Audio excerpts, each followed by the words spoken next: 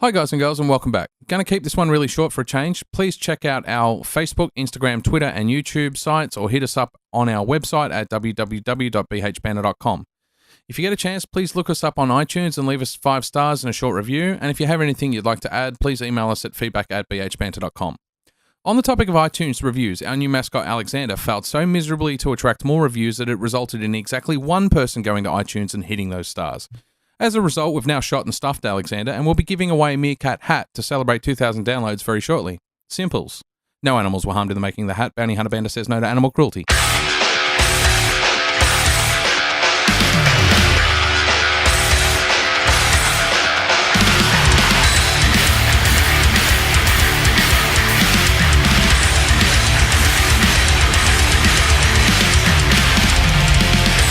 Welcome back to Bounty Hunter Banter for your regular dose of beer and pop culture. See, flawless. Well, wasn't that hard? That was pretty good. We used to have this whole intro thing. We used to talk about all the stuff that we talk about. Games, video games, TV, movies, comic books. And we just ditched it. You should like record an intro and just... No, Pete does a separate little intro at the start each week. No, but like... Where I get to be a dickhead all by myself. So joining me, as always, is Dan. Hey. And our very special friend, Suey. Hello. He's on day release. He's our special friend. He got his wife to sign the permission slip to leave the house. Yes, I did. You've got a new bub. I do. How old is she now? 4 months now. Wow. Yeah. And it was a she. I had a 50-50 chance of getting that one right too. Yeah, you did. Awesome. You did. Yeah. She, Caitlin, she's happy as can be. That's good. So... Wife What happy? are the worries of the world at 4 months? Yeah. Yeah, that's it. Exactly. That's your stress for the first couple of years, and then it becomes her stress. Yeah. That's good. That's how it Oh, works. is your phone on silent? Good question. Mine wasn't. It's a professional recording here at Bounty Hunter Banter Studios. It is. It is. It's on vibrate. So if you see me with my eyes up like this, it means I'm vibrating. Just make sure you look in the camera when you're experiencing that. Video recording as well to YouTube. Fantastic. So no playing with things in your lap. It's my first topic. It's already a sloppy episode. Can we do? You're pulling a Chris here. Sorry. You can introduce our beers.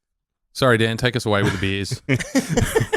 Did you not press a certain button or something? I don't know what's going on tonight. It's really fucking... It's Sunday afternoon, man. Yeah, I'm fucking tired. So, we have 6-string Ramstein for the third or fourth time. It's a Märzen. It is 5.4%. We have the Samuel Smith Nut Brown Ale that Pete was having a little jizz about while he was in Las Vegas. It was my highlight of the Vegas beer drinking trip.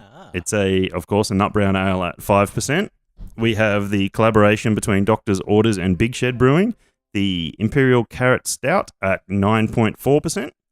You driving home, Suey, or walking? I'm not sure yet. And the Wild Beer Co. Chronos. It is a Brettanomyces beer, and it is 5.8. We'll finish with that one, though. Yeah, I've been looking forward to trying a Wild Beer Co. beer. I saw that, actually, did you get these from Q-Cellars? No, you got these from Beer Cartel, didn't you? I did get them from Beer Cartel. Traitor! You asked me to...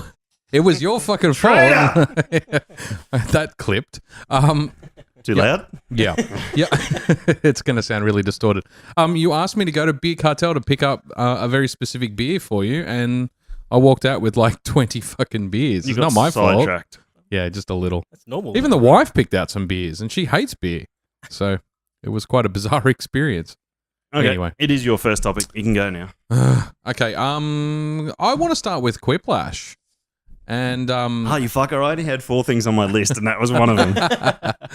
So QuipLash is a game that we were introduced to by our very special friend. Everyone's a very special friend today. I'm in a good mood, so... A friend of Bounty Hunter Brewing and a friend of Bounty Hunter Banter. I'd usually just call them but at the moment they're very special friends. I'll mark that. Asylum GC8. So he's a friend on Twitch. He has a Twitch stream. He regularly streams video games, and he's a generally all-round cool dude. Yeah, that was heaps of fun jumping on there. I've never really spent too much time on Twitch. I've watched little bits and pieces, and little bits that have been recorded for... what are you passing me? Oh, the can. every week.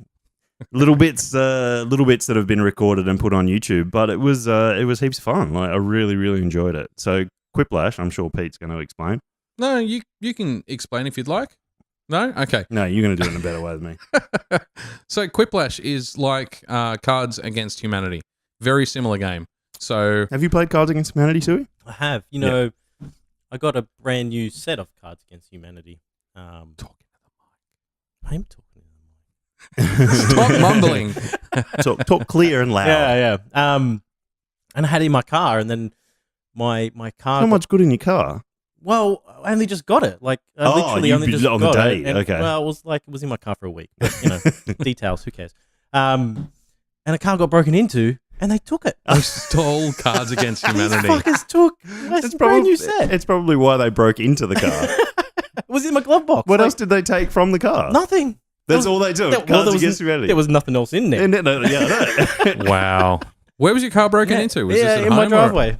Wow. Yeah. That's not the first time either, sons of No. bitches. Yeah. I wonder if it's the same little pricks. We need to set up a Probably. Some security cameras? That'd be a smart You're the idea. tech Yeah. man. Why don't you do that? I don't know. Or maybe I should just lock my car. Well, there It wasn't again, locked. That is then, Fucking- that is yeah. probably your fault. Yeah. Your insurance That was my must fault. have had a field day with you. Oh, you didn't lock your car, sir? Yeah. Oh, well, fuck you. It's now on a recorded medium. Like I'll claim insurance for Cards Against Humanity. It was Why not? stolen. Anyways, You had Okay, it, but so you had it, but you never got to play it. I've played it before. Okay. Right. I never got to play my own version of Yeah, it. Right. fair enough. You know. It's different when you own the I card. So know. QuipLash is very similar. You've got a person who hosts the game using a screen that everyone can see. So it's a bit of a party game. The easiest way to play the game is to have it on at home. You buy the game on the PlayStation Network. You throw it up on your TV via PlayStation. And then you basically use your phone or an iPad or another computer or whatever, anything with a web browser as your individual controller. So the basic idea is the game asks all the participants 2 questions each per round. Mhm. They will throw. So let's say you've got 8 people. It'll ask 2 people the same questions. So it'll ask. Yeah, I know. It's actually I'm struggling to explain it well. I'm struggling to understand. It's an 8-player game. 4 questions, Yeah. and then they Yeah. get split between the 8 people. Yeah, Yeah, so you and I might get the same question asked, and we have to type in an answer in on our phone. Mhm. Dan would get a different question With and- somebody else. and Chris might get that same question, and they answer that question. Gotcha. And so, out of 8 people, there are There's more than 4 questions, isn't there? Yeah, no, there's there's 8 4 questions. There's 2 questions each. 8 players. There's 16 questions okay, total. yeah, yeah. Um, Because we get 2 each. And then It's all right, maths. and then on the main screen, once everyone's answered their questions, I think you get 90 seconds to answer your questions. On the main screen, it pops up with one of the questions that was asked and the 2 answers, and everyone uses their phone to vote on their favorite answer. Okay. And much hilarity and inappropriateness ensues. So you can put any kind of answer you You want. can it's type free form. anything. You're not Right. restricted to the Okay. cards, Not like the answer cards multiple like choice. Cards Against Yeah. Humanity. Yeah. Okay. So But it also, on Twitch, when we were playing it, there was also an audience of people watching us play. So they could then, if there was spaces left in the room, they could jump in. And the audience participation side of it on Twitch as well is they can actually vote in the game itself to put extra points on to either one of the answers. Oh, yeah. So if it's a 50-50 split between the players picking the answer they like, the audience vote Will be the deciding will be the factor. decider. Yeah. So it is a very, very good game for Twitch yeah, as well. yeah, it was hilarious. It was great fun. Yeah. Well, I think we invented a new sexual maneuver, which was the West-Ipswich Dust Bowl. It involved Milo and some locations on a woman we can't talk about on a podcast. For fear that we might be harassed. There was one around 2 men and a ladder, 2 extra men and a ladder. I have no idea what that. Wow. Urban Dictionary. The Oh, right. Asylum GC8 who was running it. I don't want to use his real name because I don't know if his real name's up there. He was running it, but there was a comment made on one of the questions, and he's like, "What the fuck is that?" So he jumped on Urban Dictionary, and then that That was. I was think going that to was say my answer. snowballed into another one, but that was a very inappropriate use of that term. It gathered momentum and continued on for the next hour or two of him going through things on. There was I think I mentioned the Alabama tuna melt, which was the of the. Yeah, they went downhill from there. Yeah. So you don't want to Google that shit. Please don't Google that shit. Don't do it at work. Anyone listening, if you must Google it out of curiosity, do it on a mobile phone. Do not do it at work. You will get fired. Don't do it at work. No, please don't. Incognito mode. Oh, space docking. That's what started That's it. what started it. Yeah, I dropped some yeah. space docking into it. Yeah, the Alabama tuna melt came later on. Yeah, don't Google any of this shit. No. Do jump on Twitch and have a look at check out Asylum GC8. The guy's a legend. He's a very funny fucker. And he does a whole bunch of other things. So he's been playing a lot of Cuphead lately, which looks awesome. And I wish I had a platform to be able to play it on. Have you seen that, Suey? Nope. Cuphead's done in like old original Disney 1930s animation. Oh, okay. But it's only on PC and Xbox. But the animation looks beautiful. It's been in production for ages, and they started to do it, and then they decided it was all just a series of boss fights, and then they decided there needed to be something more in it, so they actually went back to the drawing board and designed more of it and went through. Apparently, it's brutally hard. Oh, really? Yeah, the visuals a bit old school. Very old school. Yeah. Okay, definitely, and we'll get into that old school video game later on too. So we have, and I just re-listened to one of the podcasts the other day too, and I say we have here in front of us almost every time I announce what beer we're drinking. But anyway, we have Six String Brewing Company, Ramstein. It's a Märzen, which is a German amber lager, 5.4%. Six String are from New South Wales, up towards Central Coast area. They're that far up? No, they're not that far up. Anyway, doesn't matter. You're telling the story. Yeah. The guy, Chris and that from Six String are awesome. So what are you Googling, Peter, or are you dealing with technical issues? I'm dealing with technical issues. It looks like fuck. I'm trying to get his mic ladder and it doesn't seem to have worked, which is really frustrating. Anyway. What do you think of that, Suey? I'm going to throw you in the deep end there. Yeah, no, I like it. Oh, no, your microphone's not on at all anymore. Mike's Foxword. Well, doesn't matter what I say. There we go. Oh, okay. Now we're back. Yeah. The volume levels So down? I have the power to mute you. Yeah, no, I've made him loud because he doesn't know how to speak into a microphone. I'm talking into the microphone. That's better. I can actually see you. That's the first time I've been able to see you on my screen all night. My lordy. So, what do you think of the beer? It's an amber malty German lager. Yeah. No, I like it. I mean, you know my knowledge on beers. I know, that's why I threw you in the deep end. It's fairly limited. Tastes like a beer. It's a good start. It looks like a beer. I enjoy drinking it. But it's something that I can actually probably throw back a few of. Because a lot of these craft beers... It's 5.4% in a 500ml can too. Yeah, yeah. A lot of these beers that... Oh yeah, the one at the end there. You're gonna find a challenge. Yeah, no doubt, no doubt. It's gonna be an interesting one to get to, but it's a nice light. When I say light, not particularly light in alcohol, but nice light coloured, light bodied, malty amber. It's I'm actually getting quite a lot of yeast out of it. Yeah, there's a little bit in there, but there's a lot of caramelly, biscuity notes to it as well. There is definitely some yeast sort of esters in there as well. It's good.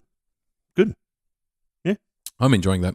I forget what they originally brewed it for. They do get a good malt hit in the mid palate. Oh, definitely. It's a good malty beer, and I mean, there's meant to be the style of beer. It has no preservatives, no hop character, no hop character at all in the particular style. It's really hard to read the side of this because it's in a silver can. Yeah, rich malty aroma. Lager yeast was used. Yeah, good. Cool story. And they brewed it for, I forget what, I'm not even going to go into it because I can't remember the Probably details. Ramstein. Yeah, probably a concert. No, I forget what it was. It was last year. They did it for a specialty for like Smokefest or something like that. And, Not the meat and fucking Meat Fest? Meat Fest. Was it Meat Fest? Meat Fest. Yeah, I think it was. Meat Stock. Meat That's Stock. what it was That's called. what it is. I think that's what they did it for, yes. That was where we were all walking around with zero shade in 42-degree heat. Exactly. Yeah, at home fuck bush that. So I'm pretty sure that's what they did it for. They did it for a summer event, and I think this is the second or third round. So yeah, I'm glad they did it again. I love the branding with the devil goat head on it too. So Yeah, it's a cool can. good. So sorry, That's that very picked noisy. up on a microphone. Do you want any more? Sure. Do you Do you want to hit a topic, Dan? No, I'm good. I got to drive. Well, I think something we can all relate to: Star Wars: Last Jedi trailer. Yes. I don't think we've probably gone a couple of episodes without talking about Star Wars, but Yeah. Have you seen it? No. Oh, dude, how can you have not seen it? Not seen it? That's blasphemy. You've got an hour train ride to work every day. No. Yeah, no, I haven't seen it. It's a 4-minute trailer. I know. Bubble burster. Well, we can fucking totally fuck up the trailer for him You can. as Yeah. punishment for not Yeah. seeing it. I think we need to. It was I'm- fucking epic. Yeah. And it looks like Phasma's going to be in it quite a lot. Yeah, quite More a lot, than I quite a lot expected. more. Yep. She goes up against Finn, and he's using that baton that the Stormtrooper went up against him in Force Awakens. The Force Whirling one? staff. Yeah. The weird electrified Force staff. Nah, they've got a name. I call it the Force staff. No. Young Skywalker. Shit, having a mental block because you could use the blades and that in the old Star Wars Knights of the Old Republic that could go up against lightsabers, and they were energized of some sort. Right. Anyway, keep So going. it looked cool. Obviously Luke Skywalker's going to be training up. What's her name? Ray, My brain doesn't function with Yeah, names. what- It's just what- we're we're having a real yeah. dick around of an Just episode Sunday this time. afternoon. Yeah. So there's obviously going to be some training involved. It looked like she's being tempted to the dark side and may actually, but to me it looks like a typical plot ploy where they make you believe that she's going to go to the dark side, but she's going to double cross fucking annoying pants and stab him at the end. Yeah, so my theory on this, and this is really going to fuck it up for you, Suey, but right at the very end of the trailer, Ray is talking to Kylo Ren, obviously after some confrontation that they've had, a minor confrontation, and saying she wants some guidance in all of this, and he puts out a hand. Well, the trailer's cut to look that way. Uh-huh. So he reaches his hand out to her as in, come with me, I'll help you kind of thing. And that's what Pete's talking about, whether she's tempted to the dark side, whether he's going back towards the light side, or whether it's some ploy on either or both of their behalves. Or just a ploy on the trailer. Or an edit of the trailer, exactly. But earlier on in the trailer, you do see Rey in a chamber with Snoke, and Snoke is torturing her. And it's in actually Snoke. some way. It's not the hologram the hologram. Snoke. It's the all fucked up skin Snoke. Right. He looks sick. And then Literally. He probably is sick. Smoker. And Kylo Ren at one stage is taking on those Imperial guards as well. Yeah. Which are standing around the room at that same time. So it's a very clever edit of the trailer, whether Rey's using it as a ploy to get close to Snoke, or whether there's actually some play that either of them is wavering either side. So, but you do see Kylo Ren smash his helmet at one stage. So I don't remember that. Well, he's got seen it? he's got a helmet in his hand in a chamber on a Star Destroyer or something. And you see him punch the wall. Oh, yes, but I he's did actually see got that. the helmet in his hand so Right. he's slamming the helmet against the wall. And then another cut later on is the helmet's all crumbled on the ground. Maybe So- maybe he'll put Darth Vader's helmet on. Although we've already seen that all fucked up too. Yeah, so or whether or not, whether that's a conflict in him for light and dark and all that. And Luke's very conflicted about training Rey after, Well, and from once his again, it's a perspective- clever edit of the trailer. Yeah. So From his perspective, he's only just killed his father, though. So from Who's- Kylo Ren's perspective, well, if we that's set we don't early have a- on in the movie. Yeah, well, we don't really have a time frame. Well, I suppose No. he's wearing that Band-Aid on his face. Yeah, So, the moving scar. Yeah. That got a bit of controversy too. I don't mind it. So Moving scar? So there were, if you look at the shots, if you look at the footage in the new Star Wars movie, what was it Last called? Jedi. Fucking hell. It's going to, no, not New Hope. Force Awakens, Force Awakens. Phantom Menace. Fuck you, Dan.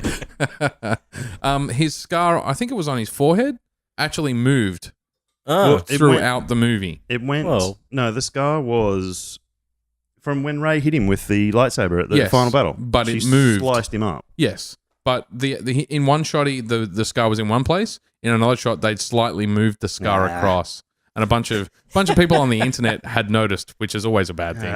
Anyway, yeah, it's going to be interesting. I don't think we've seen the emotional impact on Kylo Ren after killing his father. No, we It haven't. kind of just and that's- happened, and they had the fight, and that was the last we saw of him. Yeah. And then the trailers cut to him and a TIE fighter attacking General Organa's command ship. Yep. But whether or not, once again, that's a clever edit of the trailer, or whether that's actually going to be something that If he's takes going to place kill in his the mother movie, as well. Yeah. and they've got to write her out at some stage. So Yeah. whether or not they do it that way, I'd say it's a clever edit. I'd say it's a clever edit. Everybody pulls apart their trailer. Yeah.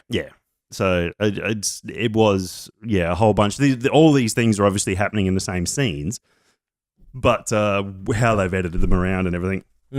I like what of Luke Skywalker we've seen. Looks good. There's a few bits and pieces. The Grey Jedi. It looks cool. Yeah, I'm excited to explore something new about the Jedi. The Grey Jedi. Yeah, so you've got light and dark and grey. I did not know There's about varying levels. There's more than that, but there's varying levels. So Qui-Gon was a Grey Jedi, and that's why he wasn't on the council, because he could never quite bring himself to be agreeable with the full order. So he's a Grey Jedi, and then they class Luke as a Grey Jedi because he taps into his anger to be able to fight and everything he like threw that. off. He threw off, or he cast aside his responsibilities as a Jedi and went into self-imposed exile, really. And well, look, I guess that's a assumption. We don't know. Hopefully, we find out.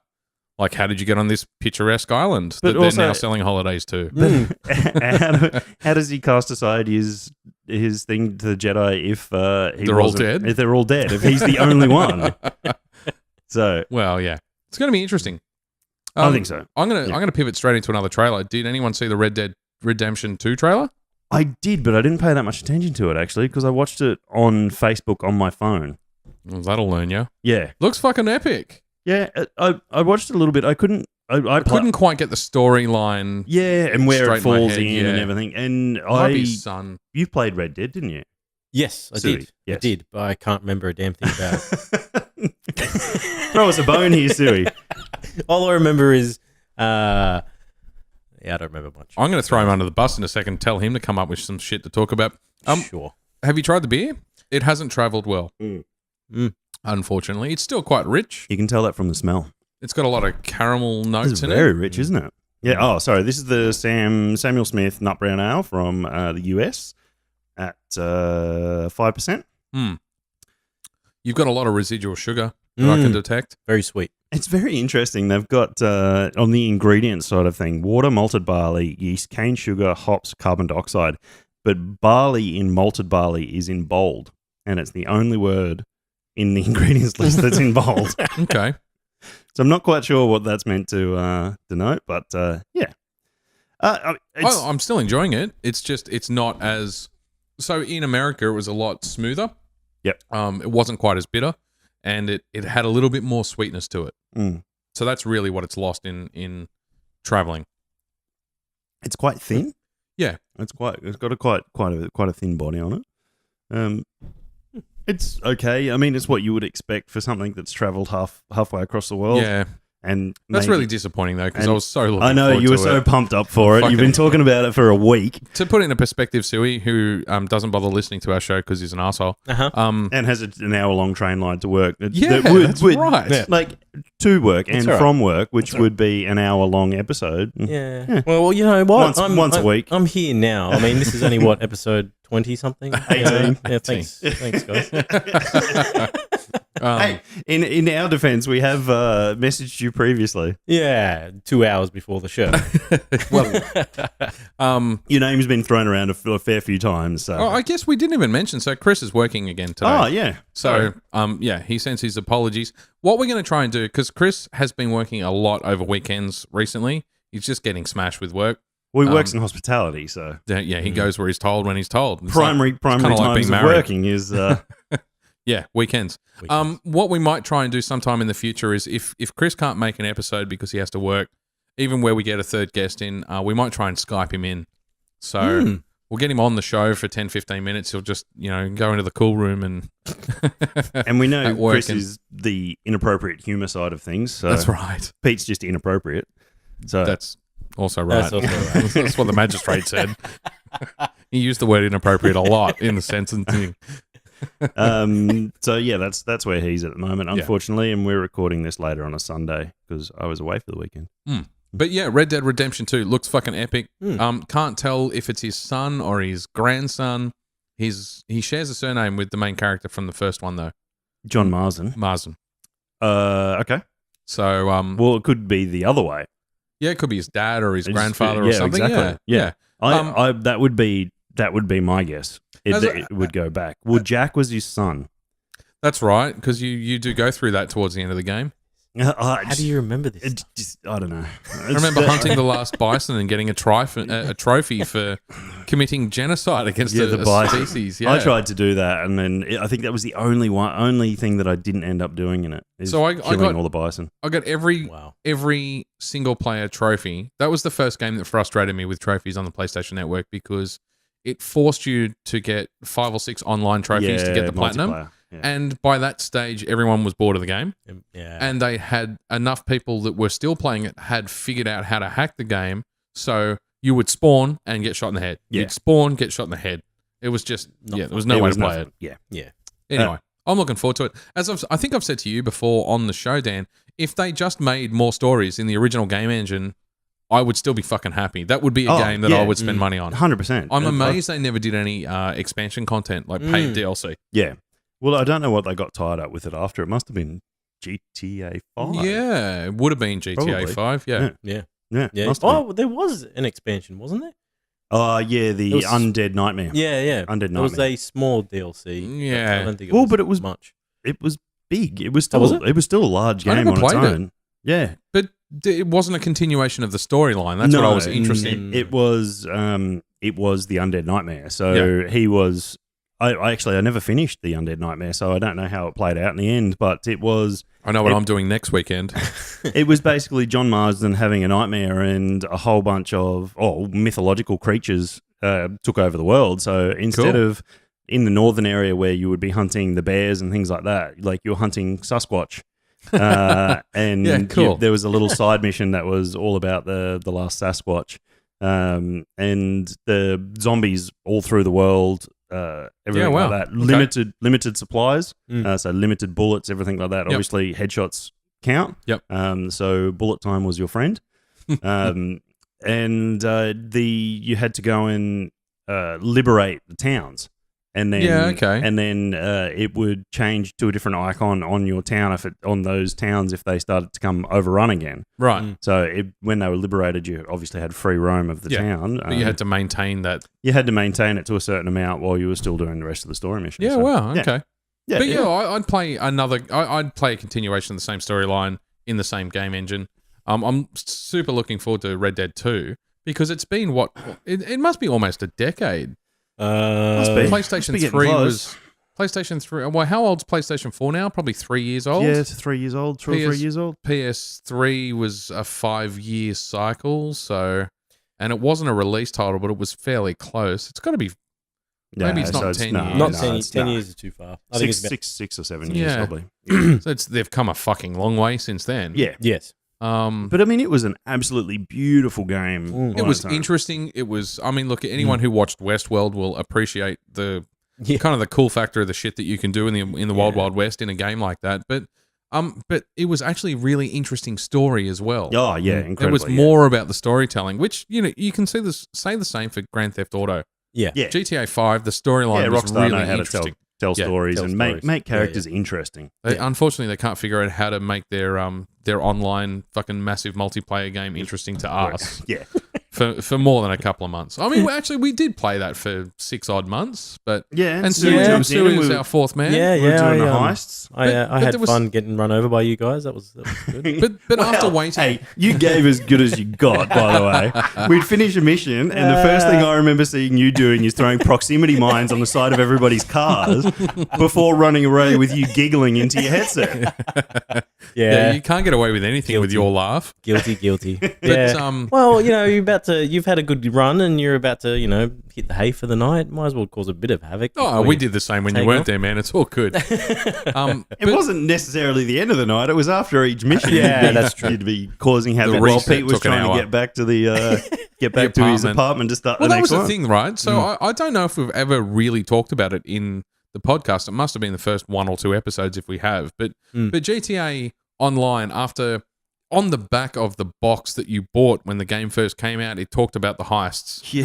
And it took them It's either 2 or 3 years to We- actually fucking release them. We never played heists on the PS3. That's right. It wasn't until we all rebought the game on PS4 that we then went into heists. And it was only 12 months ago, and by that stage, so the heist had been out for a solid 6 to 9 months by the time we started playing them. Yeah. We played 4 out of the 5 heists they included in the game. It took us a night or 2 of game time, so probably 6 to 12 hours of sitting down in front of your console to finish a heist from start to finish.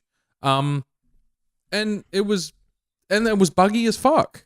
It was. We were trying to get onto servers together, and Yeah, everything was just a starting freaking the nightmare. mission was everyone come to my apartment. Oh, but Suey can't get onto the game server that the rest of us are on. Yeah. Oh, look, Suey's finally on, but Chris has dropped off and he's been booted to another server. It's just fucking shit. It was for a pretty game bad. that had been out for 3 years, Yeah. to have fundamental bugs like I can't play with my mates. Yeah. Yeah, It's just that was bad. And I remember, I think you, Dan. don't slam the Don't table. slam- You rage quit once or twice, I think. Oh, well, it just Because got... we just couldn't even get on the same. Oh, No, server. we had to reset the house a couple of times. Just Yeah. go to the circuit box, turn everything off, turn it all back on. That's what we discovered in the end. But yeah, I did Yeah. because, I mean, it would take us 2 or 3 hours to, like... get in the same room. Exactly. And it was ridiculous. That Yeah, was yeah. ridiculous. And a couple of nights, I've just gone, fuck it, I'm going to play something else because I just want to play something. We're all busy people, so setting aside a whole night to play a video game is For hard 4 enough. of us. Yeah, he's got children. We don't have children. It's Right, bad enough so- us trying to do it, let alone get him on there. Exactly. So that's what I'm saying. So to coordinate 4 people to spend the same 6-hour session playing a video game, to spend the first 2 hours just trying to get in the same fucking game lobby Yeah. because the engine's broken, Yeah. they better sort that shit out before RDR2. Yeah, well, I mean, depends on what they do with that, but I hope they do heists or something for that because that'd be awesome. yeah. I'd be Train in for that. robberies and Yeah. Yeah, that would be cool. Hopefully they've used GTA's online experience to kind of learn from their mistakes. Yeah. Well, Uh-huh. the 3 of us played a few of the online co-op missions in Red Dead Redemption, Yeah, we did. and they were good. But But they were limited in scope. There There was- was no storyline to kind of tie it all yeah, together. there was no storyline there, but also the load times on that I remember being like every epic. time someone died, it wasn't like Grand Theft Auto 5 has a substantial load time if we fuck up a mission and die, but it was pretty quick Yeah. to reload that point. This was like loading the solo game like all over again. It was a good 5-minute load time every time someone died. It was incredibly bad. But Yeah, it was. And that would just kill the momentum. it does, Yeah, it massively, does. yeah. Yeah. Yeah. It did And that's when incredibly people so. start falling asleep at fucking midnight, and because we've all had 37 beers. It's just might want to hold off on that one, Dan. We're 32 minutes in. Okay. Don't want to smash too many beers. Okay. Yeah, the trailer for Red Dead, you see a little bit of the main character talking to the other characters that are going to be involved, but it doesn't give you an overall layout of what is actually going to happen in the progression of the whole thing and whether or not they're going to do a GTA 5 style switching between characters, which I think would be freaking awesome. That if would they be good. Yeah. That would be good. There were so many good characters in Red Dead that if they had more good characters like the 3 main characters in GTA 5, I think it'd be great. Yeah. Different storylines, intertwine them all, and have that. There's so much scope in the Wild Wild West that's interesting to explore. Yeah. I'm actually surprised I haven't done an Assassin's Creed game in the Wild Wild West yet. Yeah, I think there was talk about doing it at one stage, but I then think they- guns they- was what fucked them up. Yeah, the it idea could've of building a gun engine into the game. yeah, I mean, in the old days, in like the AC2 Brotherhood and those types of and Revelations, that era, they were fans were asking, can you put more of the current or kind of semi-future storyline into the game so we can explore and do some parkour around this future city? And they said no because we don't want to have to worry about car physics and all and that gun extra, all that physics extra shit. and, Yeah, and then they totally fucksawed the storyline and no one gives a shit anymore because Desmond's dead and they never replaced him with an interesting character. Yeah. There's nothing that ties the game together other than Ubisoft wanting to make money. That's the common thread. That makes sense, though, because they want to make money. Sure. Do it by telling a fucking good story. That's what you're paid for, bitch. they've got enough titles to make money on. Yeah. So you Well, go- I mean, to be fair, I only played the first 2, I think, yeah. and I stopped playing after I think you put me onto the second one. Actually, I think you put me onto both of them originally. Mm. Yeah, Yeah. yeah. Never finished the first one with Altair. and I was obsessed with the Ezio trilogy. And stopped after. I mean, I enjoyed Pirates, which was AC4. Yeah. Black Flag. Black Flag. Yeah. Yeah, that's right. Because AC3 was the American Revolution. Yeah. Yeah, and then Black Flag, and then I stopped after that. I played the first 10 minutes of the French one, Unity, and got bored. You love Syndicate. I need to pick up a copy of Man, it Syndicate. got such a bad rap, and everybody still gives it a bad rap. But I think it's just more because people didn't care by that stage. They fucked Unity up so bad. So, and I've got to say, as much as you didn't like Desmond and you didn't like the present-day parkour shit in the spaceship fucking thing... Yeah. It was pointless. It had it at least had a common storyline element that linked all the games together. And I think they're missing something now because I killed it. Yeah, potentially. Yeah. Anyway. So just rolling straight into a good segue from Red Dead was something that me and my wife Louise did over the weekend. Yesterday, we got to go to the Lithgow Small Arms Museum. I'm glad that recovered as well as it did. Yeah, It was leading somewhere. It was our anniversary weekend, plus both our birthdays combined. I was wondering why he had a little bounce in his step earlier. We'll go from there. Go shoot some guns. Yeah. Well, we didn't get to shoot any, unfortunately.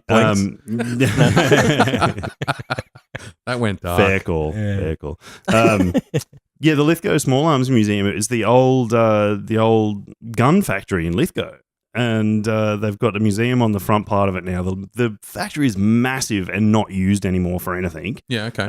But the museum was amazing. So yeah, I saw some of the photos you sent through. They look fucking incredible. The amount of guns in there. And they were 3 photos of one section of 3 rooms, kind of thing. And it was just the amount of rifles they had from all across the ages, all the way to the modern rifles.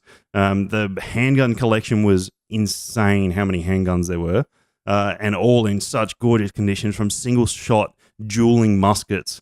Yeah, wow. All the way through to modern pistols, all the way across the board, all across the country. World. All across the world, sorry. And just an amazing variety across the board, because they had water-cooled machine guns from World War I or II set up. So the guy that was running it used to work in the factory. Yep. So we were one of 2 people in there because we were quite early on Saturday. We were one of 2 groups in there. So he was sort of walking around just chatting to people as he went. And the stories that his knowledge on this weaponry was absolutely amazing. And he talked us through a whole bunch of it. He unlocked a rack of rifles so I could pick them up and feel the weight of them. Wow. From that's cool. Early, you can actually interact with them too. Yeah, that's so very cool. There was 4 in a rack, and they were all tied up. And I actually said to him when he came into the rifle room, I said, it'd be really interesting if all of these had their weight on them, because that was kind of one of the only things they were missing on the description. Yep. Because Louise was saying to me, like, these must weigh a ton. Some of them load this solid wood and everything like that. And there was the rack there, and I asked him, and he unlocked the rack and handed me a bolt-action rifle from World War probably II, I would say. Okay. Oh, God, it was heavy as sin. So it's interesting. I mean, you sent me a message while you were there, and I didn't get it until afterwards because I was having a nana nap. Asking me what sniper rifle I use in Battlefield 1, the video game. And I used 3, and I sent you all 3, a long range, a medium range, and a short range sniper. But and you'd already left by the time I sent you back the message, and you sent me a couple of photos. But I noticed in those photos you had the Martini Henry, which in the video game is a fucking... Well, when the game was released, it was an overpowered single shot. And I always felt it was balanced. As a sniper rifle, no scope, so it's iron sights only. You've got to be in their face. But if you got a body, like a upper torso or headshot, it was insta-death. And the trade-off against all these fuckers running around with spray and pray machine guns was it took a full 5 seconds to snap it open, eject the cartridge, put a new cartridge in, and then close it again before you could line up for another shot. So it was a rifle that forced you to relax while people were shooting at you, take your time to aim properly, and get the kill. Yeah, make it count. And so many people cried about it. There was lots of fucking saltiness, and they nerfed the shit out of it. So now it's a useless weapon that doesn't kill, and it still takes 15 seconds to reload, right? So no one uses it. But going back to your what you mentioned about weight, The SMLE Mark II, I think it is in the video game, is one of the better sniper rifles. And there's a Lawrence of Arabia visual style to the rifle. If you pre-ordered the game, it's one of the collector's edition items as well. I said to you it was an SMLE. I know it as a Lee Enfield 303, which most people in Australia would know what a Lee Enfield roughly is. It's a typical World War I firearm. Yeah. It was the barrel was almost. You need to pass your glass. He just give him a nod. You're making weird motions at me. How you doing? How you doing? Well, that's dark. It is This is the Imperial Stout, 9.7%. So just on the weight thing, the Lee Enfield came with a wooden stock and a wooden housing for the barrel. And so the entire rifle, other than the last 2 or 3, 6, so that's 2 or 3 inches. Oh, hey. The last 6 inches was exposed, but everything else was covered in wood. That's what she said. And that's right, it was covered in wood. The last 6 inches were exposed. That's right, and covered in wood. In wood. Yeah, so a lot of people in World War I, a lot of the soldiers cut the wood off the rifle. That would hurt. It's okay. yeah. Okay. To get the weight down. Because I can't take this. We can be my childish every God. now and then. It's all right. Yes, that's right. They circumcised their rifles. They cut the wood surrounds to expose the barrel. How's that? Oh, okay. To So get the weight down. They didn't cut the stock. They actually cut the grip The part. housing. Yeah. So, well, I mean, if you can picture an entire rifle is pretty, a traditional rifle has a buttstock made out of wood, and then the metal housing and barrel that runs to the end where the bullets come out. That was all covered in wood, practically. Yeah. Well, that's what this one was. It was the butt to 3/4 of the barrel was Covered in wood. Solid wood. So that was all, they cut that off. Yeah. Or it was separated from the rifle somehow, Yeah. whether or not it was originally manufactured that way. I've got an original World War I 303 that my great-grandfather, I want to say great-grandfather, used in World War I and managed to somehow keep. And now it's a legally registered firearm. Just for the record, but I don't have the original wooden stocks over the top, so it's been cut back. Yeah. I have the bayonet that used to fit on the front. So bayonet's really interesting. It's got I don't know why we're talking about guns on a podcast. Went about to pop Red culture. Dead Redemption. Yeah. This was my segue. Well, just on Red Dead, I do have an octagonal barrel lever action single shot, which is, I think it's a 22-250, so it's not like a big caliber, heavy caliber rifle, but old school fucking lever action. I've never fired the thing. It's covered in rust. The gun is fucked, but it's cool to play with the lever action whenever you're talking about the Wild Wild West. Yeah, okay. Anyway, so yes, to get the weight down, they cut the wood off. Yeah, so that was the first. There was 4 guns in the rack. There was that one. There was a semi-automatic, like one of those German ones that they used in World War II. Just the submachine gun. Yep. And then there was the stripped down version of something like that. So it had just like a frame for a stock and like a frame for a grip. It was all to cut down on weight. So this was solid metal, but it was almost heavier because there was, I don't know, it was odd. And then the last one on the rack was the last version of the Australian military. So they've just upgraded their rifles for their defence force. Right. And the last one on the rack was the Ozdire. Was okay, sure. But the guy at the looks like a space age plastic machine gun.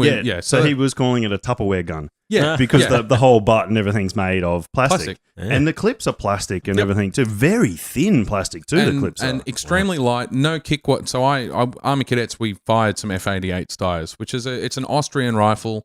It's almost exclusively plastic. The good part about it was that it's ambidextrous, meaning that you can flick a switch or reconfigure the rifle and it ejects the shell from the other side. Sure. Because if you're left-handed and you're shooting and it's ejecting into your face, it's usually not good for hitting your targets. A bit of a distraction, I would imagine. But the first round of rifles Australia got in used to melt.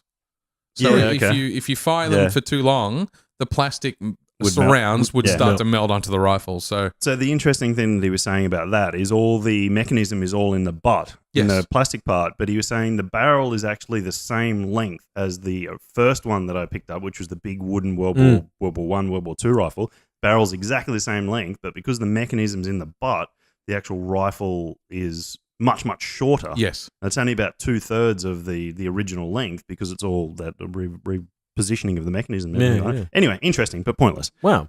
Yeah, we're not a guns show. We're not. We're not. I'm sure we could do a whole episode on weapons, especially if we all went there together. I think it'd be super But interesting. the irony is, right, the only reason why any of us are really at all interested in guns for the most part would be because we play so many video games. Definitely, yeah. And so many video games these days make a point of being historically accurate insofar as still creating a game that's fun to play. And sound and kick Yeah. and reload times and everything like that. So. Bullet physics and exactly. the Coriolis effect is built into most of the sniper rifles in games that we play. In the war games, yeah, definitely. That's the spinning of the earth affecting the bullet trajectory. I thought the earth was flat. Oh, you're one of those. Get off the show.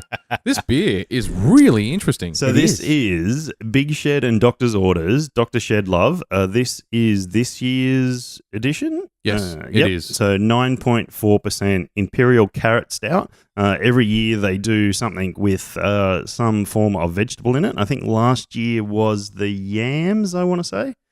That sounds right. Yams. He did mention it on our... When he sat down to for the World 8 premiere on the podcast, he did talk about that one. Okay. I think it was yams. Well, he last year's one, I think he might have even bought me some of these at some stage, but I get one of these every year.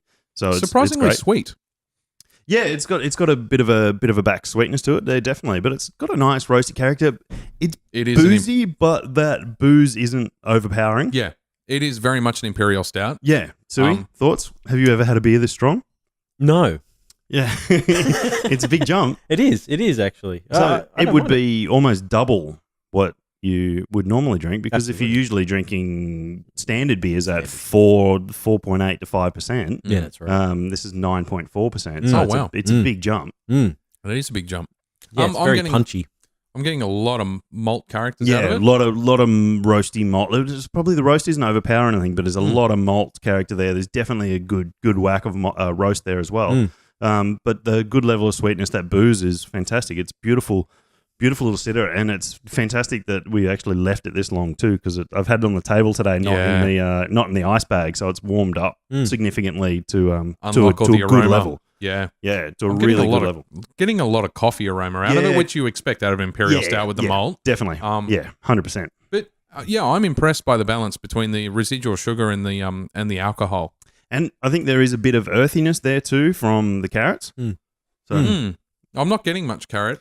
I wouldn't say carrot as itself. That I think it's more leaning towards that earth. Yeah. That I don't want to say dirt because it's not dirt, but that real earth tone. If you peel a carrot and just eat the skin, more that sort of character than like a carrot character itself.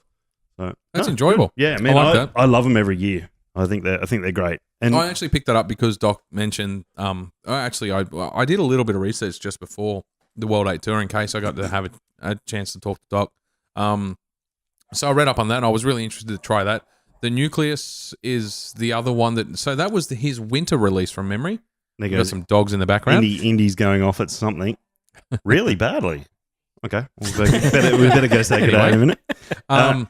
Yeah, so I tried Nucleus as well, and I've decided not because of the beer. I've just every Belgian yeast based beer I don't enjoy. Yeah, you sent me that message. I struggle through it. Now, in fairness, I was eating fish at the time, right? And I got it changed the flavor of the fish, and I don't like fish, so I hate fish. I tell most people I'm allergic to it. I am actually allergic to a lot of seafood, but why not were you fish. eating it then? Yeah, because it's healthy, and the wife convinced me to. Because she loves fish. Anyway, the things you do for your women. Yeah. Anyway. There's a child here too. Oh. One child or several? One or two. Not sure. Do I count Mick as a child? Most definitely. You definitely 100%. 100%. Yeah. Anyway. Just because he has children doesn't mean he's grown up as well. I know that feeling. So don't drink Belgian yeast-based beer while having fish. Right. It just strengthens the fishiness of fish. Just the fact that you were eating something that didn't meld right with it? As soon as I realized what was going on, I stopped eating. I stopped drinking, finished my dinner, went back to the beer, really struggled. Yeah. I could pick apart the flavors. I could review the beer if I was, if we were having it here, because I got a lot of oatmeal character out of it a couple of minutes afterwards, which I found interesting. It didn't hit me at all while I was drinking the beer, but a couple of minutes later, I was outside having a cigarette, cleansed the palate with some water, and I could get a lot of oatmeal. So I found it interesting as a beer to deconstruct, but not one that I'd enjoy just drinking socially. Just Belgian yeast. Yeah, that was the problem. Yeah. Anyway, bit random. So the topic I wanted to throw Suey in the deep end for was what? We've just, for brewing side of things, we've just done a retro gaming beer, doing our Super Mario themed raspberry and peach sour. We're just about to do something more retro gaming, which we'll probably talk about in a couple of weeks. But you set up, I know Chris wanted to talk about this, but he's not here, so I'm going to get the opportunity to do it. Okay. You set up your arcade machine many, many, many years ago. Yes. With lots of retro games on there. Yes, this is true. This was a little side thing that I put together probably 6 years ago, maybe six more? or 7 years No, ago. How old's Dylan? Was it before Dylan? No, he was around. It was my escape to get away from him. And then you went and had two more. That'll learn you. Yeah. It would have been about 6 or 7 years ago. Yeah. And that was a fun thing to do. It really was. I'm not much of the hands-on-y woodworky type, so I got the whole So you got the pre-made cabinet, because I remembered I was over there one day when you had it all laid out on the garage floor for painting. Yeah, that's right. There was a place in Perth, I think it was, Western Australia, that had flat packs. You just choose your one you wanted and designs and cutouts, and they could do custom designs and different positions on where the buttons and the joysticks were and all that sort of stuff. And it had different cutouts in the body of it to put different coloured lights and all that sort of... Yeah. It's been a long time since I've been over there, but you've got something in the front bottom panel cutout? Yeah. There's a skull and crossbones in the bottom panel. Tell me it's backlit. The lights of the computer on the inside light it up a bit, maybe. Cool. I was planning on putting lights on it. Yeah. But Children took over. Exactly. Yeah, that'll learn you. Life took over. But then you put a whole bunch of emulators on a PC and... Yeah. It's just got like a little PC on the inside and an application that just sort of runs arcade machine emulations, MAME. And it's actually quite interesting because you can actually have that front end application and it can actually play and launch any kind of emulator. So it doesn't have to be restricted to arcade machines. You can have... Oh, okay. Yeah, so I used MAME to play the original Sid Meier's Pirates, which is one of the first pirate-based games, top-down, very cool. I used to play it when I was a kid and never understood what the fuck I was doing. Played it again 3 or 4 years ago and finished the game, and it was like, that's the best game I've ever fucking played. It's like, it's 200 years old and the graphics are a piece of shit, but it's brilliant. Yeah. Anyway. Yeah. No, yeah, definitely. And it's just set up for arcade machines games at the moment, but yeah, you can do Nintendo and PlayStation. Yeah, so the emulator. So on the inside, you've got just the case. You've got a standard PC with you've got to put a flat screen in there, don't you? Yeah, I put I think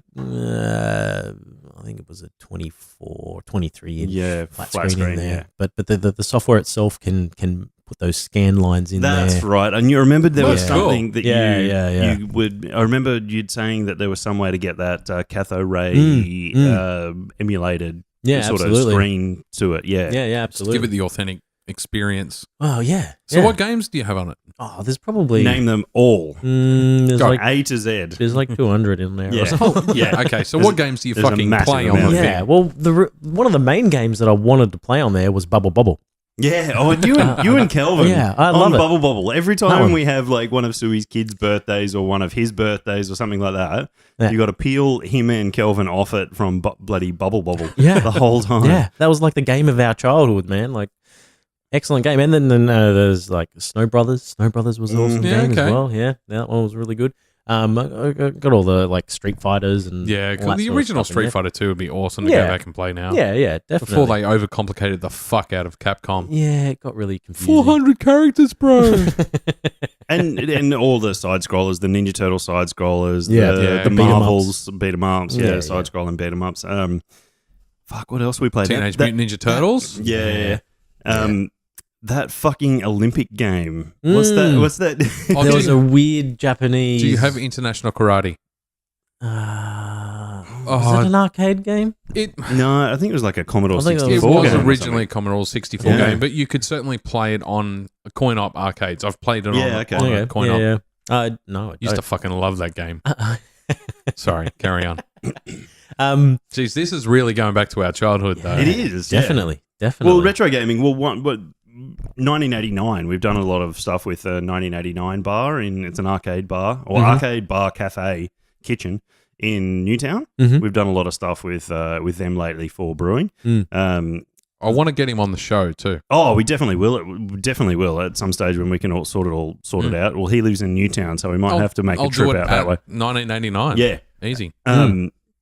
He's got those side scrollers. So Teenage Mutant Ninja Turtles. He's got Teenage Mutant Hero Turtles, which is the one that I played the most of because they weren't was a allowed. copyright issue with Was it Konami. copyright or it was a ratings thing? You couldn't call them ninjas because of the connotations with violence. So they had to be Hero Turtles in some countries. So that was what the arcade Chris knows was. the full story. He does, definitely. So he'll be able Doesn't to surprise me. correct us on that. He's got Point Blank 2, which is awesome fun. Yeah. It's great fun. He's got original Mortal Kombat, Street Fighter 2 Turbo, I think. Yeah, I think it was Turbo. Golden Axe. And these are Yeah. all separate They're proper coin-ops. original. Yeah, Wow. proper original coin-op machines. Was it Wonder Boy? There was a Ghosts. He's got Ghosts and Goblins in the in the main bar. Original Ghosts and That was Goblins in being the main repaired bar. last time I was there. And one of the ones he's extremely proud of, which is awesome, is which I spend my time there is split between the original Space Invaders, which he went to Newcastle to pick up. And Point Blank 2, but the original Space Invaders, it's like it's one of those reflected screens. Yeah. So the screen's down, but then it reflects up, so it looks like a hologram on the the backdrop. Yeah. Awesome, like original Space Invaders or Space Invaders 2 or something like that. Great retro game to play. It's freaking awesome. So, no, I suppose these days, if you built your own cabinet, you'd be using something like a Raspberry Pi. God, how many beers have we had? You'd be using. well, we probably should talk about this last one while Yeah. got it here while we all. We'll come back to the Raspberry Pi. The Whatever. the Wild Beer Company. Where are they from, Pete? Sydney in they are, Marrickville, from memory. I don't know. I heard the boys from Sessionable talking to the owner of the Wild Beer Company, and he was talking about how he had. No, you're talking about Wildflower. I am talking about Yes. fucking So Wildflower. the Wild Beer Company is Cut him off. from the Cut him UK. We are drinking. It says lagered in Foundry. Foundry spelt with an E, so Foudre. So it's a place. No fucking idea. Lagered in Foundry and Brettanomyces. We obviously know what Brettanomyces is, but Ironically, I'm not actually getting too there's much not Brett. Brett. No, so Brett is a bacteria. Right. Bacteria? Yeah. Single cell organism.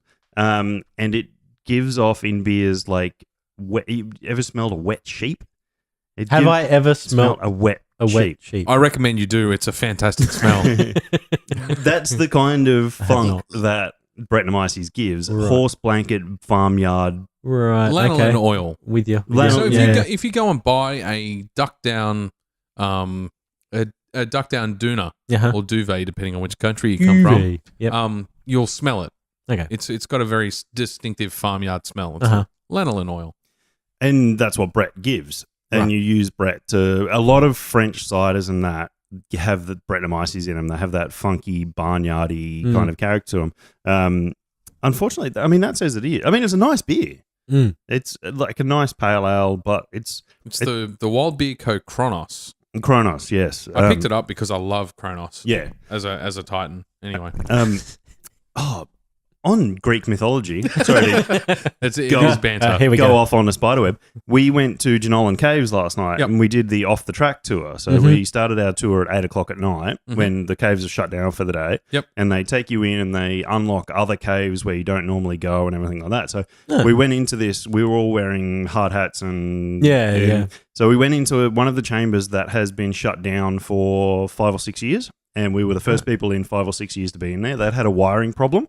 So they dug up all the wires because the wires all run in the concrete paths that they've built through the place to light the chambers. Yep. They had a problem with the wiring, so they dug up all the wiring in the paths to find out where the problem was. And then once they'd done that, they realized they didn't have enough money to then go and fix it all and to open the chamber again. So it's been closed off for 5 or 6 years.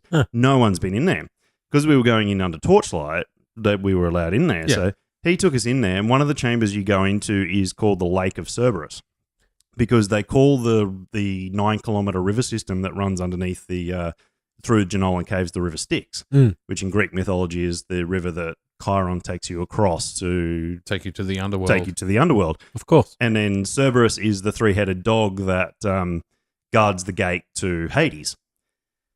The underworld. Hell. Keeping you Yeah, here. yep. I'm following. So we got to the Lake of Cerberus, beautiful, big, 20-meter. No, not 20-meter deep. That was further on, but it was at least 5 meters deep. This lake, Yeah, okay. and it was quite big. It was probably 5 or 6 meters across and 10, 15, 20 meters wide, kind of thing. And then there's a rock structure on the other side from where the pathway is. The guide went all the way to the far end of the walkway and shone a torch back and showed us why it was called the Lake of Cerberus. It's got a rock formation that when a torch is shone on it from a certain angle, it looks like a dog head. Right. And then the water is crystal clear. So the reflection of the other head looking up is the second head. And then the perfect angle that he got the torch on had the shadow as the third head. And it Fucking was cool. this beautiful equal, because the water was so clear, it was this beautifully reflected dog's head, the rock formation dog head, and then the shadow was just, it was absolutely perfect. It wasn't 3 formations that you kind of go, well, yeah, maybe that's 3 heads of something. It was a reflection and a shadow of the same formation. Yeah. And it was fantastic. It looked like this vicious pit bull with its mouth open. It was a great formation and an absolute perfect name for the whole chamber. That's It was fucking cool. absolutely fantastic. So That's cool. if anybody gets a chance, Jenolan Caves off the track tour and beg them to take you into the Cerberus Lake. It's I've got to say, awesome. Jenolan is the place that I've never felt more scared for my life than at Jenolan Caves. In the caves? Yeah, in 'Cause the it's caves. just So dead quiet. And no. So it's got to be 15 years ago now. So my first serious girlfriend, living with her, we went to Jenolan Caves. I've always been a fat kid. There's just nothing I've lost weight, I've put it back on. I've lost weight, I've put it back on. I think it's all the fucking Mars bars. I don't know what it is, but Maybe it's all the Anyway. beer. These days it's all the fucking beer we drink. that's right. And I've got to say, you drink a shitload of beer these days because every time we jump on and play a game or something, you've gone like, what am I going to go to the fridge and drink tonight? Yeah. Well, actually, in fairness, the other night with Asylum GC8 was the first time I've sat down and drank beers for a while outside of the podcast. But yeah. I think I got through 2 of your golden ales that were at least a month expired. God, man. Which weren't too bad considering they so were old. We don't even make it they anymore. were 13 months old. Yeah. I had flesh wound. So I picked up 2 new flesh wounds from What's the Beer same batch? Cartel, It's the same and batch. it's now 13 months old. Yeah. Or 14 months old. It was still good. It was the last beer of the night, so maybe it wouldn't be so good if I tried it first. But that sort of beer, I I mean, love Flesh Wound. It's my favorite beer in the whole wide world. Flesh Wound, Doctor's Orders Flesh Wound. It's a stone beer. So if you'd listened to the podcast, we've talked about this before. Ouch. Superheated rocks into the brew, which caramelizes the sugars and things like that. Right. So he superheated volcanic rocks, in a cut down keg, Yeah. and then lowered them with the forklift through the top of the kettle into the wort, which is the sugary liquid. No kidding. And the direct heat on that caramelizes it all. Yeah. And Flesh Wound is like a quite malty and then caramelly kind of beer because of that sort of character. But that is something that's a style of beer that will last longer, and it's like 7% or something too, isn't it? Yes. Yeah. So I mean, that's 2.1 standard drinks in the bottle from memory, although it is a long neck. yeah. Okay. big So bottle. it's that. I mean, all of that's going to lead to its Yeah. longevity. So back then I was a fat kid not because of beer, but because I ate Mars bars or whatever.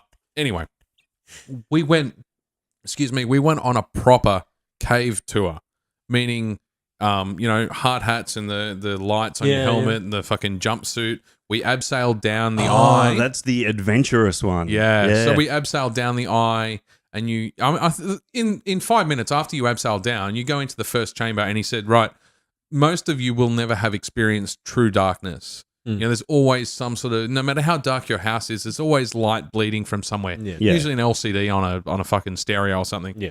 So we turned the lights off, and even if it's a cloudy night, you still get bleed through the clouds from the moon. from the moon. Yeah. So he turned all the lights off, and it's fucking pitch black. I loved it. Anyway, so I won't extend this story for too long, but there's one point and you are properly crawling through cave systems. There's not, you don't just walk. You have to get on your hands and knees, and you go down these tiny little holes. You can still do that tour. Oh, really? Yeah. I couldn't still do that tour, Dan. I'm a bit bigger than I was back then. Anyway, there's a point, they call it the S-bend. It's like a whole plumbing fucking naming system for this area, but there was an S-bend. All I see is is you getting stuck and the cartoon me coming up with the plunger. And well, there was no one plunging, but that's exactly what happened, right? So the S-bend is you're crawling on hands and feet. It drops down maybe a meter and a half. It wasn't a big drop, but it was enough that it was awkward, and then it goes straight into a flat part and then back up again. so did you go feet first? No, you go head first. You go head first and then go down the drop Yes. on your stomach. Yes. Okay. And then crawl under the kind of the ledge in the middle, and then you have to go back up. Now the going back up's fine, but I got stuck in the middle.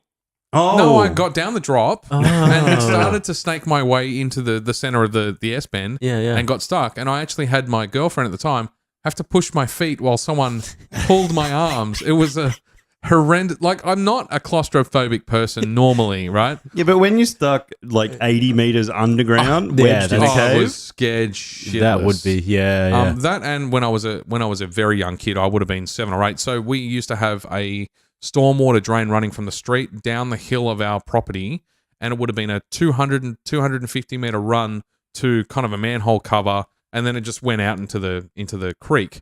We used to climb from the street through the stormwater drain, and the drain itself is probably, I don't know, 50 centimeters wide max in diameter. beer keg. We used to crawl down that as 6, 7, 8-year-olds until you got to the man cover and climb up the stairs and come out. But there was, I didn't realize, but 3/4 of the way down, almost towards the end, there'd been a cave in. So I had to shuffle backwards maybe 100 meters. That's up a hill. 150 meters up a hill. That was a fucking similarly scary experience. I actually think it triggered that memory. Yeah. Being When in you were Jenolan stuck Caves. under That was there. my Jenolan Cave story. Wow, awesome. Anyway, back to the beer. I'm not getting a lot of bread out of it. No, I actually don't get any bread out of it. But on saying that, and we were playing Divinity the other night. We when were. when I had that Three Ravens sourdough Yep. ale. Okay. I want to say sourdough something. It was Brett heavy, and it was fucking beautiful. I'm disappointed. I'm not disappointed, but I've got 3 Wild Beer Company beers thinking they were Wildflower. Because I've been really keen. I don't know why I didn't make that connection. I've been really keen to check out Wildfire ever since I heard about it on Sessionable. Okay, you mentioned it. You mentioned Wild Beer Company to me the other night, and I'm like, yeah, okay, righty. I haven't heard of them. I don't know quite why you're so excited about it. Okay, because I was thinking of Wildflower. Okay. So most beers will use a controlled yeast. Dan can tell you all about it. I assume they probably come in sachets. Yeah, it depends. I mean, dried yeast comes in packets, but you can get liquid yeast as well. Sure, but it's a monoculture. Am I right in saying that? So it's a single strain of yeast that you drop into beer to turn the starchy sugars into alcohol, which is what and carbon dioxide as a byproduct, which is why beer's carbon dioxide. Yeah. Wild Beer Company, I'm assuming, which is why they're called Wild Beer Company. Certainly, Wildflower have gone and created their own yeast culture, and it's not a it's a poly. What's the opposite of monoculture?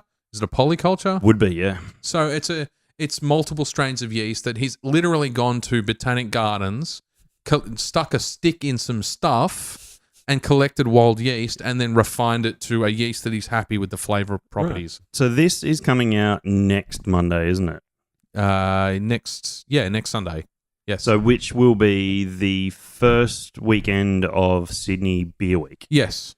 So Right. Wildflower for Sydney Beer Week have done a totally New South Wales ingredients beer. Okay. So he's created and cultured a wild yeast from New South Wales. Do you know the head brewer?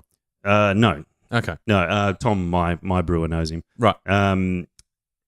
Yeah, he's created that. I forget where they're launching it, but they're doing an event on during Sydney Craft Beer Week. So if anybody listens to this and are interested in that, I mean, the beer guys that listen to us probably already know anyway. But yeah, that'd be something interesting and something that I'm going to try and get my hands on. Yeah, I wouldn't mind be, heading to that little launch party. We're at No. We're at an hour 11, so we're pretty much out of time. Do we have a last topic to take us away? I don't have a topic. I didn't know that was a mandatory thing. Come in here and what have a was the topic. last entire movie you watched? The last entire movie. And not a kids' movie. Yep. Can't answer that then. Poker Cactus doesn't count. What do your kids watch? Movie-wise. Movie-wise, the current favourite is Smurfs. Oh, I think okay. Smurfs movie. Yeah. That was a good laugh. Yeah, that was haven't good seen fun. it. Yeah, I didn't think you would watch that. Why would you watch something like that? Yeah. Smurfs, Despicable Me, that sort of stuff. Actually, we watched Despicable Me 3 the other night. Yeah. I've seen the first one. I really enjoyed it. I've been meaning to catch the other two. Well, the Despicable Me 3 bad guy is Trey Parker, the guy from Yes. Yep. yeah, from South Park. South Park, yeah. And he plays a grown-up 80s child TV star. Yeah. So who's never let go of the persona from his 80s From his 80s. TV Yeah, show. yeah. So all his weaponry are all like exploding Rubik's cubes and Yo-yos. and yo-yos. Yeah, and yeah. he wears the purple vinyl suit with the sleeves pushed Yeah. up. Yeah. and Shoulder pads. And shoulder pads with the Max Headroom style. The flat top mullet. Yeah. Yep. is his thing. So very Max Headroom. I don't know who Max Headroom Anyway, is. never Okay. mind. Okay. Yeah. He was great. Yeah, He was definitely. He was Oh, funny as he was hell. really good. Yeah. Louise was absolutely wetting herself in the first scene when they, because Gru is part of the agency that's hunting down all the supervillains at the start of it. And so he's the first opening scene is him going up trying to catch this guy from the 80s. Yep. And one of his big thing is bubblegum that he chews on and then throws, and it like expands exponentially and just keeps going basically. Okay. And that's one of his things, and he's stealing airships or planes or I forget what he's stealing that gem. for. I think it A was gem, but diamond how do they or end up whatever. in the float? I can't remember. But the good thing is about a lot of the movies actually nowadays is those animated movies is they are for children, but they put a lot of content in there for the parents. Yeah, of course. You know, like we the don't- children would not know A what. lot of sexual connotations in some of the shit that I've seen. Yeah, Isn't some it? of it, yeah. Like if you can read between the lines, there's quite a lot Yeah, of definitely. innuendo in there. But Yeah. that whole Despicable Me 3, that's an extremely good point. That Yeah. whole was focused at people our age Yeah. because we've got kids. We don't personally. You have kids Yeah. that are of the age where they want to watch something fun like that, but then they throw that in there and it The 80s absolutely content. relates Yeah, to definitely. us. It easily makes it Very a- intelligent when you think about it. They're marketing to Super great Yeah. marketing. understanding how old parents will, the average parent will be these days, and then throwing back to that era. Yeah. It's Yeah. very smart. That's why Stranger Things have been so fucking successful. Yeah. Because it's all very much our generation, right? Yeah. The mid 30-year-old. Yeah. That's I know it's the Netflix generation. pretty Yeah. much, because it's certainly not pitched at fucking kids. That No. thing would scare Yeah. the fuck out of a 6-year-old. It probably Yeah. would. I just need to, before we close, I need to talk about something that I had planned to talk about and completely forgot. And I wanted to ask you a question on the show. Green Beacon Brewing. So I was up in Brisbane yeah, for work Green a couple of Beacon, weeks ago. Went to Green Beacon Brewing for a night out. It got fucking wild later on, but we had a lot of beers at Green Beacon. So I tried 3 Bolts Pale, awesome. There was a Saison du Belize. I'm not a big fan of Saisons. I know it's an interesting spicy beer. It's different, but I'm not a huge fan. But that goes back to your comment earlier about not liking Belgian yeast beers. Yeah. Is most Australians aren't. That's what I always said to you when you sent me that message. Australians don't like wheat beers. They don't like Saisons, and the Belgian beers don't hit big marks either. Yeah. Because we just, I don't know, our culture just isn't geared towards those yeast flavor driven beers. Spicy yeast. It's just not. Yeah. Unfortunately, because some of them are fantastic beers. My favorite on the night was the Seven Bells Goza. It was, I don't remember I think it was a strawberry Goza. Okay. Right, I want to say, or it might have been a peach Goza. It reminded me of World 8. It made me think of World 8. It didn't taste anything like it. Yeah. But really, really well put together Goza. Yeah. Very, very well balanced. The penny porter was exactly what I expected out of a porter. Lots of really dark chocolatey and coffee notes. But the question I had for you, they had a barrel-aged Belgian brown. Yep. So I expected a Belgian yeast-forward but heavy malts being a brown. Yeah. It was sour. You soured from the barrel. It tasted like a Goza sour. Yeah. Like it was really fucking sour. Yeah, so I mean, if that's the style of barrel aging you want to go for, I mean, that's what you do. I mean, that's what barrels do, especially depending on what sort of barrel it was. If it was a wine or something like that, I mean, it didn't specify. You can sanitize the fuck out of a barrel so you don't get any wild ferment or any secondary fermentation from what happened in there previously. Well, I was reading about that. There's a lot of people talk about it being over beechwood, but in reality, they're adding some beechwood slats that have been so well cleaned that all it's really doing is giving yeast something to grow on. Yeah, anyway. Potentially. Yeah. So I mean, we've done barrel stuff.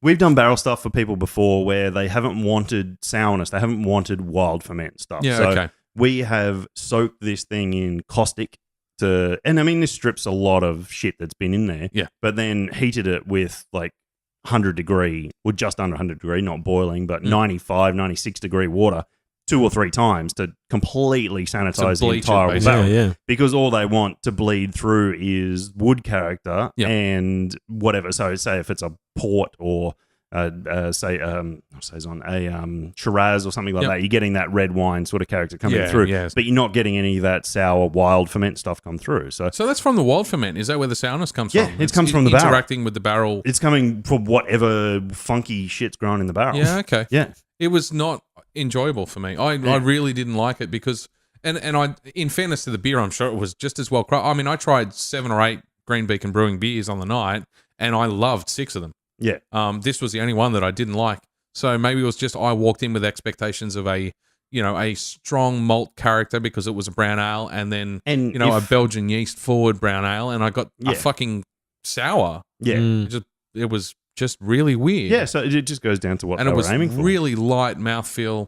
I mean, well, it will, because that wild yeast will consume sugars, different chain sugars that normal brewer's yeast won't. Yeah, okay. So those extra bacterias and other wild yeast will continue eat complex sugars. Yeah, there'll be different proteins in it for the head and the thickness of the beer. The and whole all the rest thing of would it. be So the whole thing would be changed up. So it's just a matter of what people go for. Yeah, so cool. When they're doing barrel aged stuff. Look, I think I'm up in Brisbane again in a couple of days' time. So hopefully we get to go again, and I'll try it again without those same expectations. Because as I said, I enjoyed the fuck out of the other 7 beers. And try it if you had it last. Try it first this time, and then see what your fresh palate expectation of it is going in like that. So But great place, and I encourage anyone up in Brisbane to go check it out. It's in the Valley. It's quite close to Netherworld, where I know Bounty Hunter Brewing beer is from time to time when they don't run out. Yes, they're currently running their Monster. Their oh, that was a weird noise. That wasn't a burp. That was some sort of vibration. That was vibration from the microphone. They are currently running their October Monster Mash beers. So we probably have the sour on there like December or something like that. Yeah, cool. But yeah, go check out Green Beacon Brewing. They make some fucking awesome brews. I highly recommend the 7 Bells Goza if you're up for a solid sour. Anyway. Cool. Thanks, Suey. Thanks, Suey. Thanks, guys, for inviting me. Bring some topics next time. Yeah, I was going to say, we will get you back prepared. on the show, and I encourage you to listen to at least one episode that you're not in. I will. I promise. Cool. Cool. Thanks, guys. Thanks. Cheers. Bye.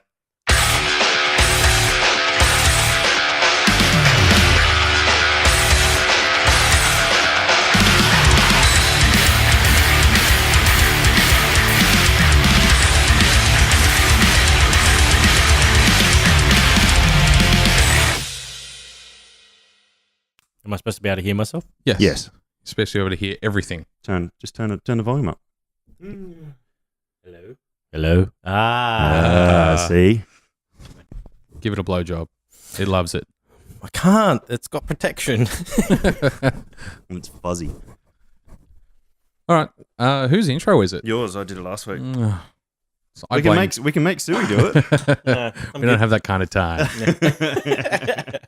Can you say welcome back to Bounty Hunter Banter for your regular dose of beer and pop culture? No. Okay, then I'll do the intro. Yeah, sounds good. You're supposed to be the tech guy.